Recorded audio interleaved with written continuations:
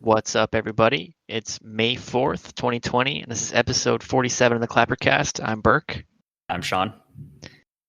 And we're still waiting for the NHL to come back, Sean. Still waiting. Still waiting. Gonna be a while. But we're getting some news now. They've been talking a little bit more about different plans to come back lately. We saw over the last week one of the common ones that had been getting more airtime was the idea of a hub city. I think the intention is like one team per division acts as a hub city for the rest of the regular season or for a handful of games, and then they'll kind of work out playoffs from that point on in a couple of them. Yeah, so just, sharing a rink, basically. And, I mean, we joked about it, that places like, Saskatoon and middle of Canada, when there's less people, might work, and the NHL ran with that idea, so I'm expecting our royalty checks for this bailout plan anytime. Couple of over here. I think at this point the league is looking more at cities that already have a team. So I think at one point I saw Edmonton, Minnesota, Raleigh, and an undetermined Atlantic Division team would house the rest of the teams in the division. I think all of the teams are putting in like bids for their city or their rink to host the rest of the seasons or the rest of the games. Mm-hmm. And at that point, I think the league will evaluate them, and they'll probably have to factor in proximity to hotels and like practice arena and travel and all that type of stuff within the city. So to find out like which one's going to have like the closest hotels and the most accommodation nearby and the closest practice rink and stuff like that. Yeah, they'll probably need multiple practice rinks.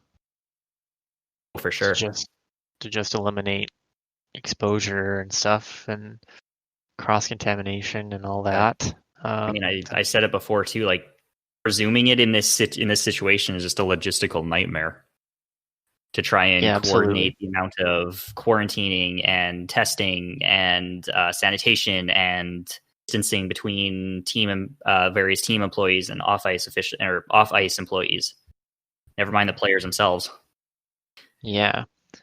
Could you imagine if the league had to enforce social distancing on the ice? Couldn't be within 6 feet of another player while you're playing. Don Cherry would be livid. He would not watch those games. No, definitely not. You see, do you remember? I think it was Matt Zuccarello got this like joke stick that was like 10 feet long or something. Players would have to use that so they could actually poke check and stick lift and all that. Oh, I think that was a guy making fun of Zuccarello in like the Norwegian or Swedish league, whatever one he played in. Yeah, you're right. Because Zuccarello used such a long stick. This guy came out with like this 12-foot stick just to make fun of him. Yeah. Players would have to be using those just so they could actually grab the puck off of somebody else. Oh man. Yeah, thankfully that won't be the case. But yeah, I mean, I think the East Coast is definitely going to be the hard part, right? Like you said, the Atlantic still kind of figuring out where that would be. I mean, if I was to hazard a guess on Atlantic Division, Ottawa, I don't know. Like, what do you think would make the most sense there? Yeah, that's hard because in Canada, anyways, the 3 Canadian teams in that division are in some of the more affected areas. I think Ottawa and Toronto were having issues at one point, whether or not they still do or whether or not they could even house that. Because I mean, Ottawa, the issue, you've got their rinks out in the middle of nowhere. Yeah, like I'm just thinking Ottawa because like, yeah, the rink is kind of in the middle of nowhere, so that might be a plus. But I don't know if there's like accommodations nearby or like, smaller towns out that way from Ottawa that teams could practice at and all that sort of stuff. I'm not super familiar with Ontario, so I don't know how that would look. But I mean, if you just run down the Atlantic Division, like Boston, probably not. Tampa, definitely not. Toronto, Florida, definitely not. Montreal, no. Quebec is bad. Sabres, nope. That's New York. Red Wings, I don't know. How's Michigan doing in all this? So I don't know. Do you just have them play somewhere else? Yeah, at that point, you just combine them in within our division, or you just scrap the Atlantic one. and find either a neutral site or just use a different division city or something. Yeah. It's gonna be tough too because like a lot of those small towns, like if teams wanted to like practice and stuff in like a smaller town, like they might have taken the ice out already. Oh, absolutely, because it's expensive to keep that when no one's using it. Yeah. Never mind, like the town itself might not want that type of travel and exposure coming into their area. Yeah. I know Trudeau has said that, any player coming back that wants to resume playing in the NHL would have to do a quarantine if they're in Canada. Yep. Which is, obviously common sense. I think that makes a lot of sense. I think in Canada, it's even is it a law? Like, can they enforce that anyone coming in from anywhere has to quarantine for 14 days? And they're even starting to enforce it across provinces too, I think. Yeah, they are definitely enforcing it. I'm not sure if it's like a law or like a special enactment or whatever you want to call it right now, but they are definitely enforcing that sort of stuff. And the NHL would obviously have a lot of eyes on, or if someone comes from overseas and then they play like the next day, it'll be pretty obvious if it didn't quarantine. So yeah, and end up with like you got to get the player into the country if they're even allowing it for 14 days, and then get them to the location the games are being played if they aren't there already for another 14 days. Yeah. So depending on the timeline on all this, June is realistic, but July would probably be very more the case, I think. The way it's being talked about, I don't think we should even be worrying about this until like July or August. Mm-hmm. Just the timelines that things are taking, like how if they're just going to start in British Columbia anyways, they may be releasing the starts of very slow reopening of some types of businesses to open up at the end of May. So to then have like in professional sports league coming in and doing all of that like a few weeks later, I don't think it's conducive to that plan. So it's probably looking at late July, even to August, if they get back going here. Mm-hmm. Yeah. And on that, like the massive undertaking that would be to even get players going, like who do you even say would be involved here? Like which teams? Like, do you continue the regular season, or do you just kind of scrap the rest of that and go straight into playoffs? Because you've got teams like Detroit. Would it be? It's not worth it for them as an organization, as a business, nor is it worth it for the players to go and get into game shape for their 10 games of meaningless hockey. Yeah, that's an interesting point. I think, if a team is like mathematically eliminated, like how many teams have been mathematically eliminated? Detroit? I think it's just Detroit. And that's tough. I think they're going to have to strongly consider doing something like like a baseball type of playoff, like a 1-game playoff maybe, between teams that are on the bubble. I would be supportive of that. Say like, what's the current standings like in the West? Because they've got kind of a bit of a bottleneck there, right?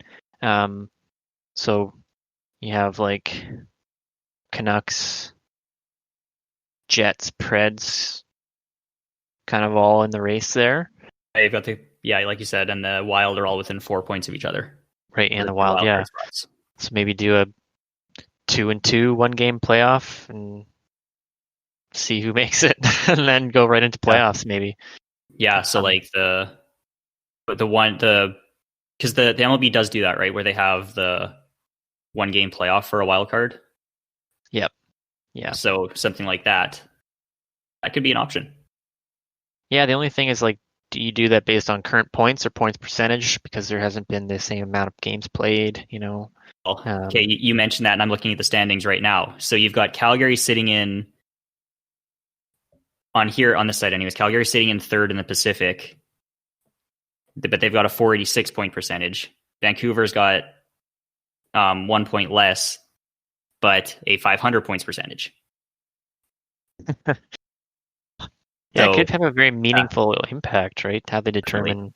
what's going to happen. And very conveniently in the Central, you've got the 3, 4, and 5 teams all have the exact same points percentage, so that actually wouldn't work.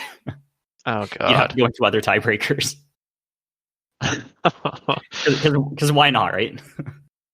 That sucks. But it would even have an impact on seeding within the division, because like Vegas and Edmonton in the Pacific are tied in points percentage right now, and St. Louis is first in the Central with a 599 points percentage. Colorado second with a 621 points percentage. So that could even bring seeding. I just had something pop into my mind. So, would it make more sense to have every team play in one country? Because if, say, one division is playing in Canada or something, once they meet an opponent who's based in the States, they're going to have to quarantine. Say they come to Canada, right? They're going to have to quarantine when they get here.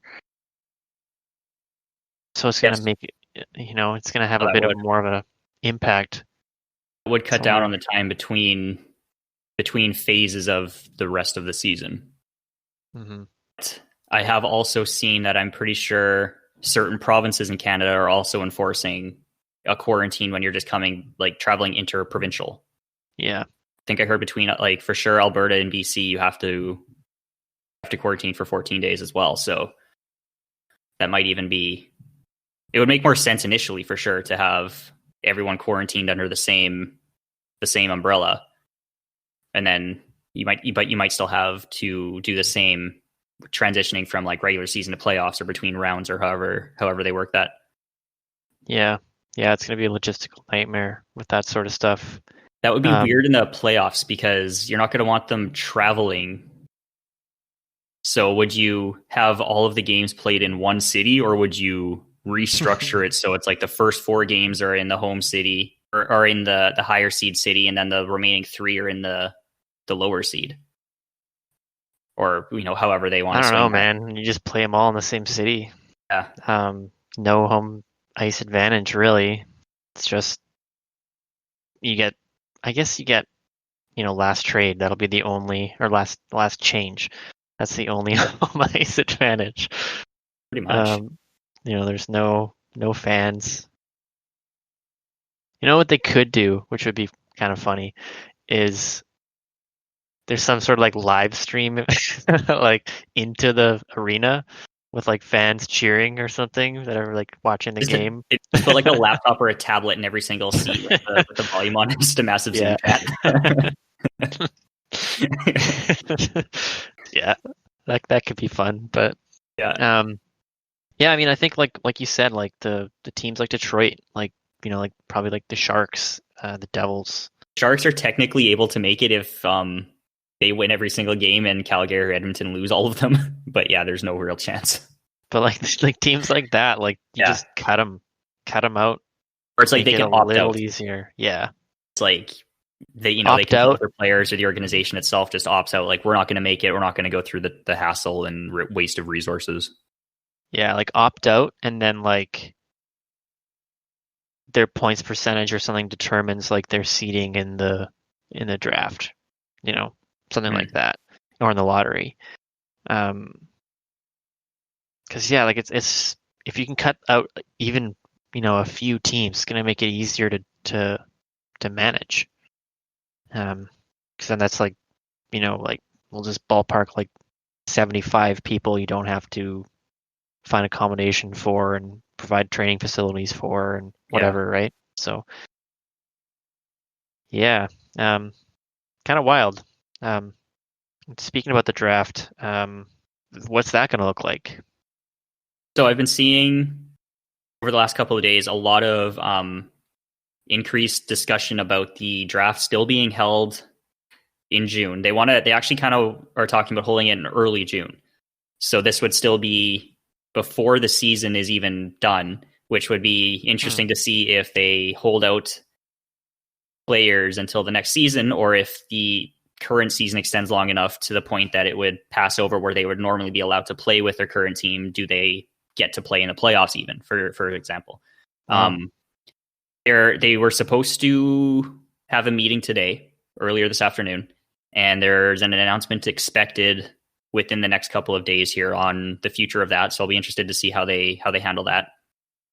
What I did see is that the draft lottery, they might actually hold it under the old rules that they were doing pre-2012, where it's just you have the one winner, only the bottom 5 teams can win it, and you can only move up 4 spots if you do win it or something, like however they used to run it, so that they'd get rid of all of the extra fanfare around it and just do a simple lottery. If they hold it in June, is the seeding based off of the current standings, or? It must be. Weird.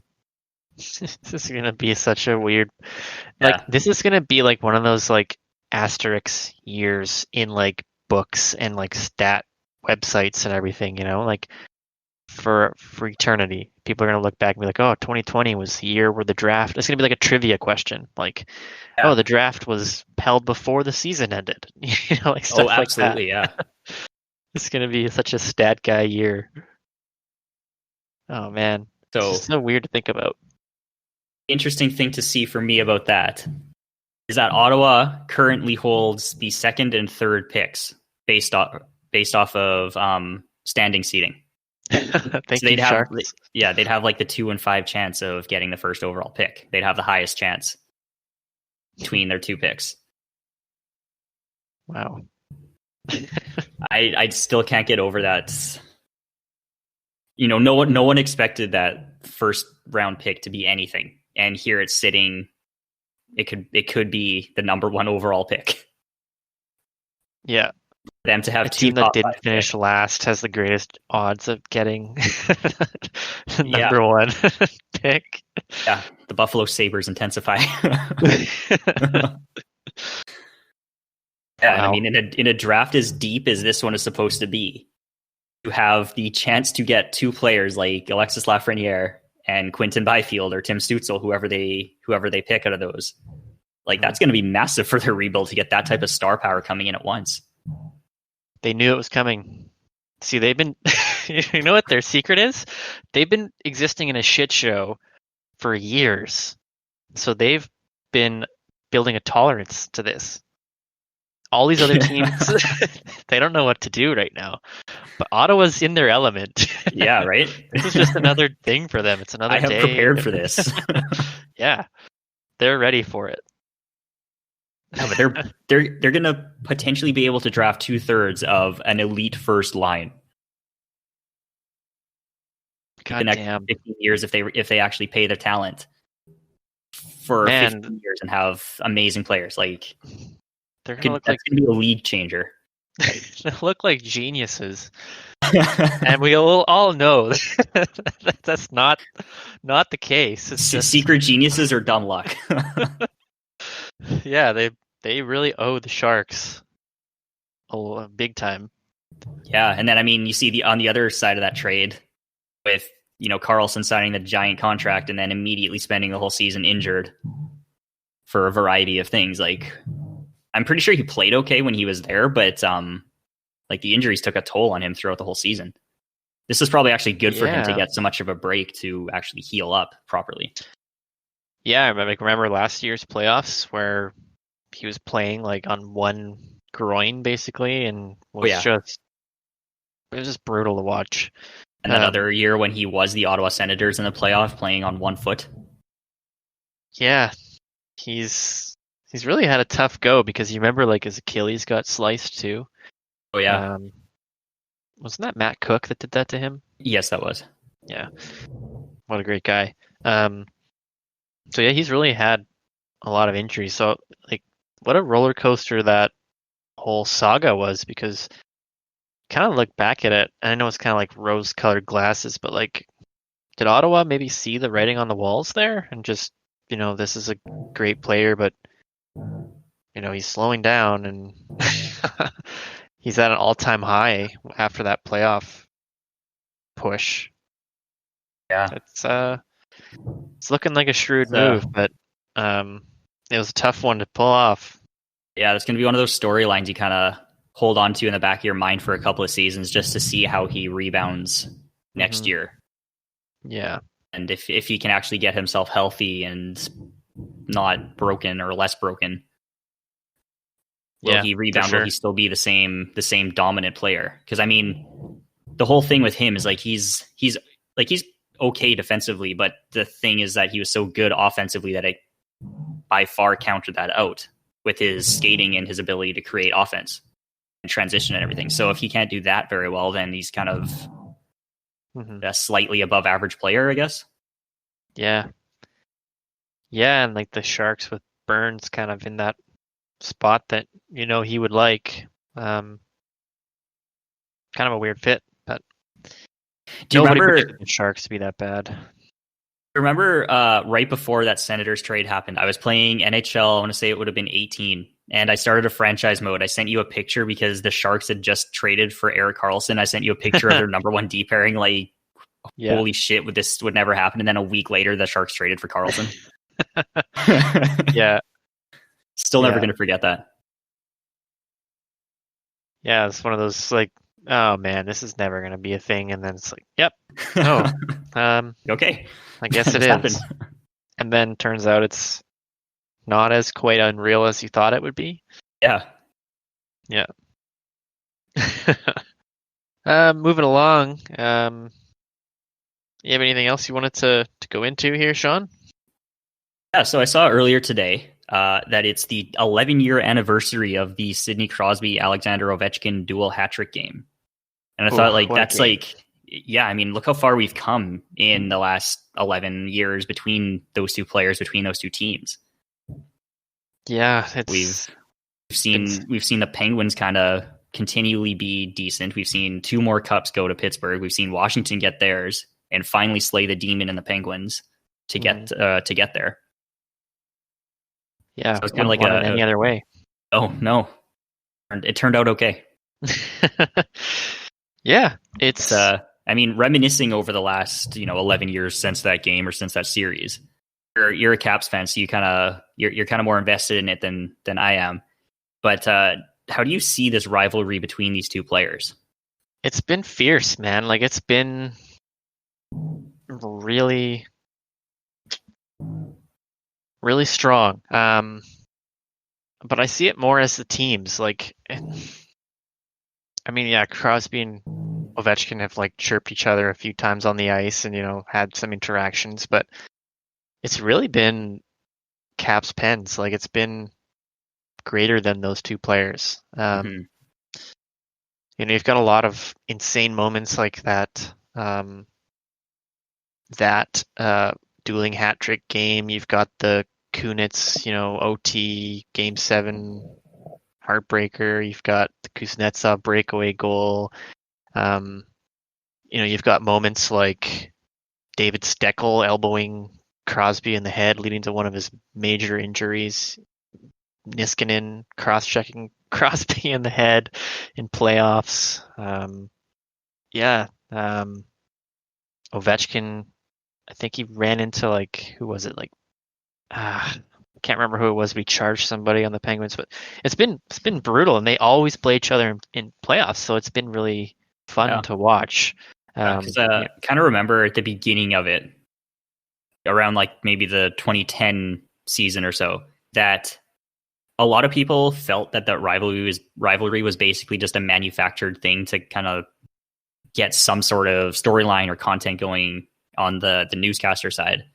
And, a lot of the times that focused on the faces of it, like the Ovechkin versus Crosby. And then all those moments that you mentioned between the teams has brought it over the last 10 years here to a point where we can actually say there is a decent rivalry between the two teams, and it's not manufactured at all. It's the teams playing each other constantly in big situations, developing their own storyline. It's not forced on anymore. Yeah, it's been.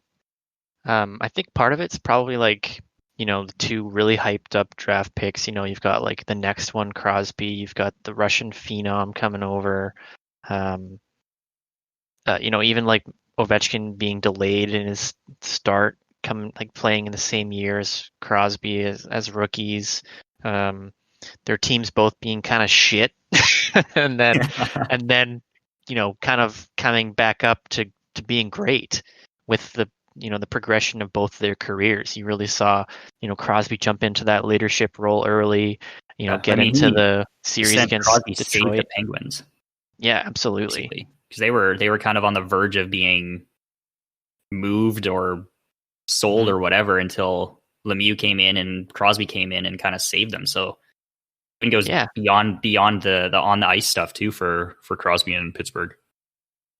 Yeah, for sure. There's that great storyline of the Penguins perhaps moving and then Crosby. There's like the conspiracy theories that the draft was rigged so that they would get Crosby so that they'd be exciting to watch again. But yeah, I mean, getting back to the players' rivalry, you have like the quiet Canadian humble guy Crosby, and you have like the kind of more over the top flashy Russian guy. So you have like that kind of disparity between them. They're totally different players. So like they attract different fans, and just seeing how they both have progressed in their game. You see Crosby become like a real complete player, somebody who can battle it out in the corners and has like amazing vision and just a great leader. And then you see Ovechkin, just changing his game up from the speed and physicality and changing into that booming one-timer. I feel really spoiled to have watched both those guys play. Like, I feel like this must be what people who watch just, like the Edmonton Oilers dynasty teams play feel like. You watch something special, right? It's you don't realize it as you're watching it, and then you get a chance like now to sit back and think about it. It's we kind of got like a really cool storyline to get through here to reminisce on. Yeah, like like the Olympic aspect of it as well. Just great moments, just really great moments. But I think that rivalry may have started out, definitely media supported, created. But like we were talking about, those playoff series, man, like they've had a lot of playoff series, and they have lived up to the hype every single year. I know, like for me, I mean, usually it's the end of my playoff run, but they're always the highlight of the playoffs for me. Like, I know I'm kind of biased because I'm a Caps fan, but they seem to be the most exciting, the most you don't know what's going to happen series. Anything can happen. It always goes to 7.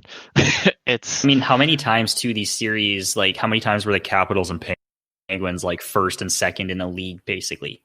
Yeah, both so high up in the standings that it was basically like the pinnacle of the playoffs, or like the strongest matchup second round. Yeah, I mean, even when the Caps won the playoffs, it felt it was a better feeling when they beat the Penguins. Like, it was against an opponent that you truly hated and you had a history with, and then beating the Lightning, okay, and then beating Vegas, a brand new team. There wasn't really. You're telling me that the Capitals didn't have any history with Vegas? No, they played them twice. Come on, Marc-Andre Fleury. Yeah, I mean Fleury is there, but like Vegas, it's not the team. It didn't feel as good to me. I mean, yeah, fuck Fleury for the pain he put the team through, but they were able to beat him. But that Penguins series felt amazing. Yeah, well, I mean, because that was that Kuznetsov goal. He won it, right? Yeah, if I'm remembering correctly. Yeah, so I mean that goal was one of like probably the most memorable moment of that run. Maybe matched only by Holtby's save in Game 2 of the finals. Yeah, that final like slaying of the dragon moment by Kuznetsov, like that was kind of the highlight or the moment of the playoffs. There Yeah. was so much story and narrative around that goal that it's hard to really put anything else above that. Yeah, I think that's the moment where people thought it was for real. Oh yeah. I mean, once you get through happened. that, was there any doubt that it was going to stop? When the team's rolling like they were. No, yeah, absolutely. It's fun. It's always fun when a team can beat their rival. I guess it's just a shame that the Blues didn't have to go through the Hawks. It was kind of like, I mean, what Canucks fans felt when they beat the Blackhawks. Like those teams thrashed against each other for a long time, and then they beat the Blackhawks and just felt like it was all coming together. Unfortunately, didn't win, but they still got that feeling of finally Right? beating them. No, I totally agree on that one. That was a major series in that era for the Canucks. Yeah, it's super rewarding when that happens. Be like if Toronto could beat Boston right now, right? Like, yeah, good point. That's kind of the existing one. That would feel like the Stanley Cup to them, because it's like, basically the same rosters just slamming against each other, minor tweaks and, different depth guys and whatnot. But finally overcoming that hump just makes you feel like $1 million and that you can beat anything. So I think like if Toronto was able to do that, if they beat them for whatever reason, I'd put money on them to win, because you're just overcoming such a big obstacle. Yeah, and you build that momentum, and like the team coming together like that, it's hard to match that level of dedication or that level of energy when a team gets going like that. Yeah, it was kind of like all the sweeps in the playoffs, where a team would sweep and then get swept, and then they'd get swept. That was the fun part of last year's playoff, where suffering from success. You sweep a team, then you get swept, then you get swept. Yeah, it's a weird chain. We were just expecting the cup final to be a sweep as well. Yeah, it was where it was just, you didn't have that battle. It was a little too easy. And then you come in a little flat-footed in the next game when the other team had to battle for their place to be there. Much like the Columbus sweep, right? Like the Columbus sweeping the Lightning. They come in battling for that spot, and Tampa cruises into playoffs. Not ready to be there. Yeah, it's one of the things I love about sports. It's just that how much of it is mental. Like 10 times out of 10, people would pick that Lightning team to win. I honestly don't think anyone even thought the Columbus. Like most people had the Lightning winning in 5 games at the most. Barely anyone even had the Blue Jackets winning a single game. Well, that was the joke, right? Like Lightning in 3. Really? Yeah, exactly. And then they had to reissue all of the playoff pools because nobody had it right. There's like a handful of people who picked the Blue Jackets, and those are probably all jokes. It's like, how wrong can I get my bracket? Or diehard Blue Jackets fans. Yeah, it's just, much like the Crosby versus Ovechkin thing, everybody loves the 2 different guys coming in the same year. Everyone loves to kind of have that adversarial, guy to root against, guy to root for thing. There's also the underdog story is just so universally loved in sports. It's such a great thing. And as soon as it looked like the Blue Jackets were going to do something in their run, everyone just hopped right on. We were all like, let's see where this goes. Yeah, I remember texting you and Snapchatting you when those games were happening. Like, what are we seeing right now? What is happening? This is so wild. It was a great. Just want to hop on those stories. The underdog, the least likely thing to happen. Like, sweet, let's see what happens. Yeah. Yeah, I mean, I love it. I miss it so much. Want it to come back. While we're talking about the Blue Jackets, how about their goalie situation now? Because that was a big thing over the summer that they lost their all-star, one of the best in the league goaltenders to the Panthers and Sergei Bobrovsky, and they started rolling with 2 rookies, Jonas Korpisalo and Elvis Merzlikins. Mm-hmm. And now they've re-signed both of them to couple-year contracts. They're making a combined like half of what Bobrovsky is. Yeah, like Merzlikins is at like 4 and Korpisalo's at like 2.8 or something. So they're together like, a fraction of, of Bob's. It's great. Yeah, I think they're smart. We kind of saw teams, except for the Islanders, come away from that tandem idea in the last few seasons. So it'll be kind of interesting to see how that plays out for them, if they eventually, trade one of those guys, or if they keep them both and just roll a 1A, 1B situation. I feel like Elvis isn't going to be the type of guy who wants to be a 1B or 1A, 1B situation. He kind of want to be the starter. Yeah, I can so see at that. A certain point in, by the time, because they both have 2-year contracts. So at the, probably 2 years for them to battle it out, see who emerges as the victor. And the other one gets traded or signs elsewhere or whatever. Yeah. Yeah, I think it'll be an interesting couple of years for them. But, everybody kind of wrote them off after they went all in, and it didn't really work out for them. Well, I absolutely did. I was like, they've got 2 rookie goalies who have no experience, basically.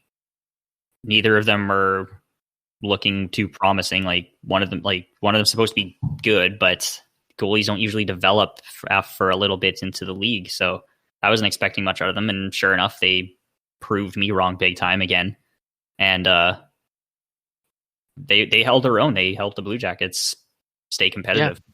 Just another one of those things where sports, you can only predict so much, right? Like that's what makes it great.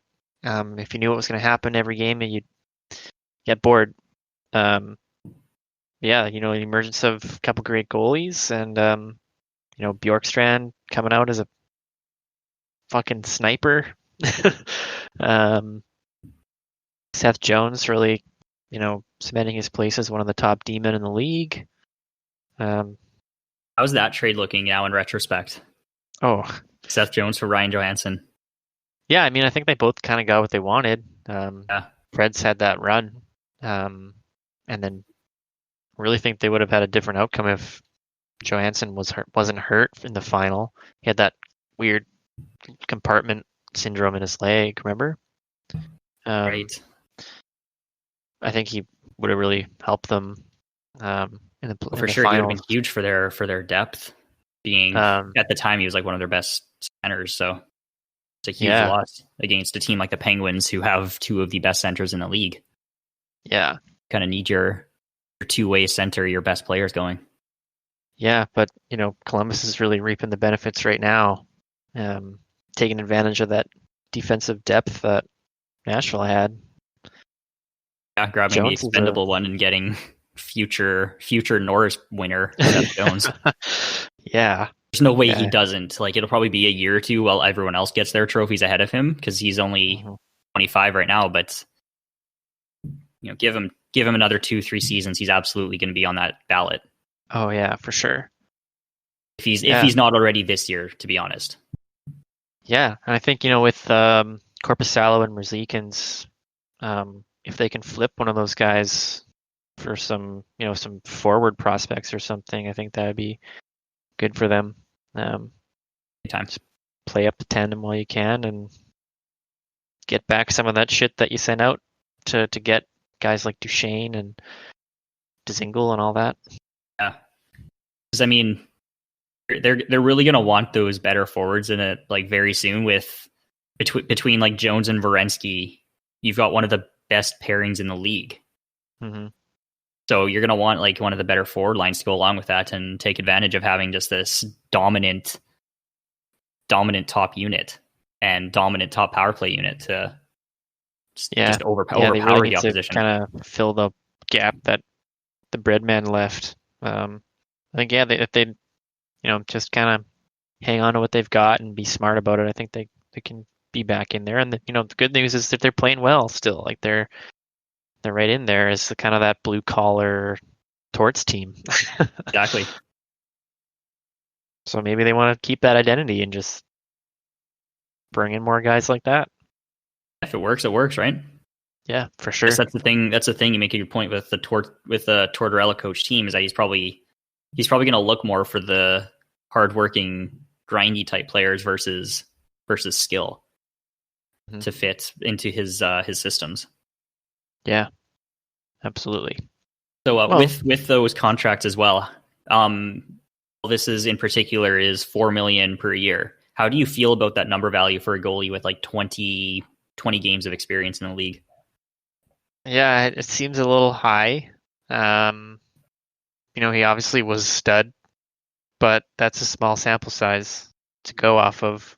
Yeah. I don't know. It's kind of risky, but ultimately it's not a very high number. It could look bad if if his stats deflate a bit. But I'm okay with it because it's it's not the end of the world if he's overpaid by a couple million, and it's a short length. So exactly, you might get a little bit more now, but it's only a 2-year contract and need that 1 or 2 million over the next couple of years. That he might be overpaid if he's not as good next year as he was this year.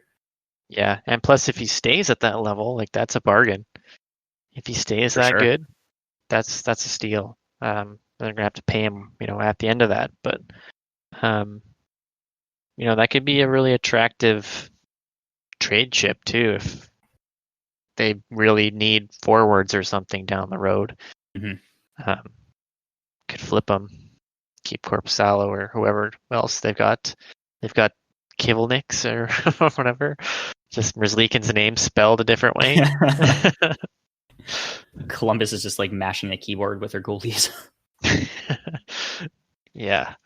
But yeah, I mean, I kind of felt a little weird that he got more than Korpisalo, but I mean, he did play really well, and Korpisalo was hurt for a long time. So I was kind of torn looking at the comparables because you've got Jordan Binnington signed his contract, and I think he's getting 5-ish. He had better stats than Merzlikins in basically the same amount of games in his debut season. But then you've got Andrew Hammond as well, who had that 24 game run at the end of 2014-15, put up even better numbers than Binnington. And I just learned this. He was actually 7th in Vezina voting that season as well. Oh, wow. Didn't realize that. But he only got like 1.5 million in his contract after that year. So I was kind of torn figuring out where to compare. Of those 3, Merzlikins had the worst numbers in about the same amount of games as Binnington and more than Hammond. Yeah, but I don't know. As you say, short-term contract. Columbus isn't going to be in dire need of that extra couple million over the next couple seasons. And why not do something like that? Now maybe there's a bit of a give and take, like we'll pay you a little bit more now if you take a little bit less on the next one. Kind of one of those types of deals. Usually it seems to work the other way around, but you never know what they discuss behind closed doors. Yeah. It just seems weird that, Korpisalo has been their backup guy for a few seasons, and he played really well behind Bob last year and came out of the gate super hot, and then just made basically like 3/4 of what they gave Merzlikins. Yeah. Kind of odd, but I guess that's what happens when you get like 4 shutouts in 6 games or whatever. Exactly. Whatever he got. Exactly. So yeah, 2 26-year-old goalies set to be in a tandem. That's a good spot to be in. I think so, because they're just going to be hitting their prime years as over the next handful of years. So be getting the best they're going to be probably. Yeah. So shout out to the Columbus goaltending academy. I don't know what they're doing, but they're going to take the reins from Washington right away, maybe. Yeah. Yeah. So then they'll have to start trading all their goalies to Colorado.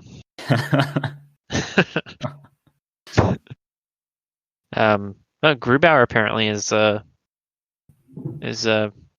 recovering really well, so he might be back in action when the league comes back, which would be really great for the Avalanche. Yeah, they're gonna want a little bit more of an experienced goalie going into the playoffs this year. Yeah. Yeah, he was dynamite for them last season, and he's been good this year. What's the name of their backup? It is Pavel Francouz. Yeah, Is he hurt Francouz. as well? Francouz, okay. Yeah, no, he's not hurt. He was just filling in. Yeah, or was he hurt? I don't know. Colorado, anyway. the answer is probably. Yeah. But anyway, good news for them. I don't know, any other goalie or non-goalie related news? Yaroslav Halak re-signed as well in Boston just over the last couple of days. That was Right. a 1 year, $2.5 or $2.25 million contract. He's actually been an insanely good. I'm going to call him a 1B in Boston because he's played half of the games the last 2 seasons in Boston. And he's put up very respectable numbers. As we know, the Bruins have been a very good team the last 2 years. And part of that is due to the consistent play of Halak.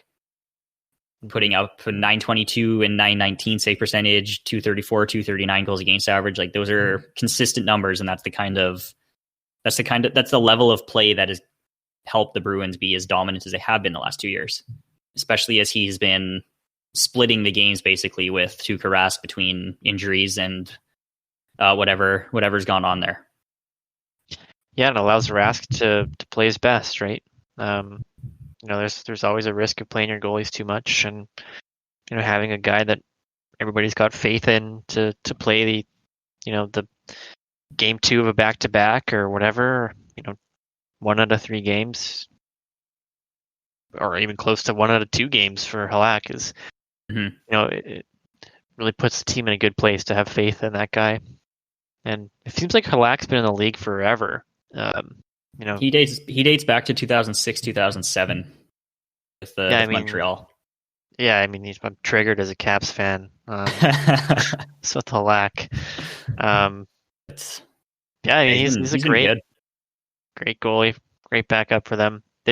Boston's done a good job of picking up those backups. I mean, they had Khudobin in there. He was kind of the same story, like that dependable guy put in. Yeah. Good team all around Boston, and it doesn't stop with their backup. So kudos to him, getting re-signed, rewarded for his good play. Definitely playing a lot of minutes. Definitely, and I mean his numbers are showing no sign of really going down, so he's probably still, even though he is 34, he's probably still got a few years left unless he wants to shut it down on his own. But journeyman backup basically. I'm sure he'll kick around for a few more leagues, or for a few more years, pardon me. Yeah, goalies are weird, play so late into their 30s. Yeah, I mean that's all I have. I don't really have anything else. So I think that wraps things up for this episode. How do you think the league should resume this season, or should they just move on to next year? Let us know on social media. You can find us on Instagram at Clappercast Media or on Twitter and Facebook at Clappercast. Thank you all for tuning in, and we'll see you next time with more Hockey Talk.